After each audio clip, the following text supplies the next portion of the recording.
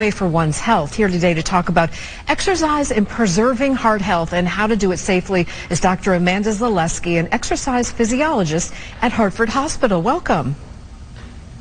Thanks for having me. Thanks for being here. Of course, we're raising awareness for women's heart health wearing red today. I see you are too. I love it. How does regular exercise benefit the heart? Yeah, so research around the world, and in fact right here at Hartford Hospital, has shown that regular exercise markedly lowers our risk of heart disease, stroke, and premature death. Not only that, it also helps us control those important risk factors for heart disease like blood pressure, glucose control, and can free up excess weight around our organs so that they don't have to work so hard for us. All right, talk about some of the risks when exercising. Yeah, I mean, as soon as we get out of bed, there's risks, right?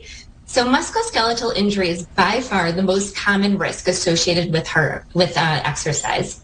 Now, you may have heard reports of heart events occurring with high-intensity exercise. It's important to know that the absolute risk of this happening is actually quite small, less than 1%, and it's greater in adults who are engaging in vigorous activity that they're really not accustomed to and usually have an underlying heart disease that's uncontrolled and provocable.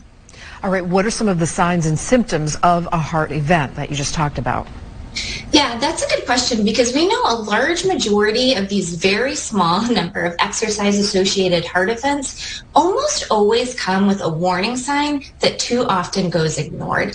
And it's recognizing these warning signs really early that can make the difference between a survivable heart event and one that's not. So these red flags include chest pain, pressure, feeling like an elephant is sitting on my chest, pain radiating to my jaw or my arm, or just excessive sweating, dizziness, lightheadedness that's really not matched for the workload that I'm doing. So if I feel any of those symptoms, I'm going to call 911 immediately and seek advice on what to do next. Okay, talk about how people can exercise safely. Yeah, look, I mean, the biggest takeaway is that these risks are greatest when we go from doing absolutely nothing to everything, right? We try to go from 0 to 100.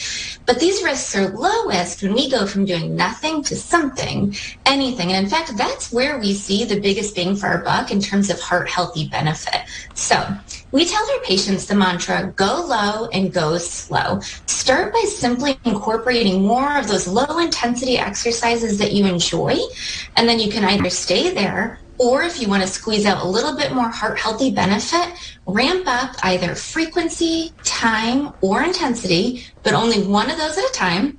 And then I'm only going to continue to do this if I'm free of injury or those heart symptoms that we just discussed. All right, exercise physiologist Amanda Zaleski, thank you for joining us.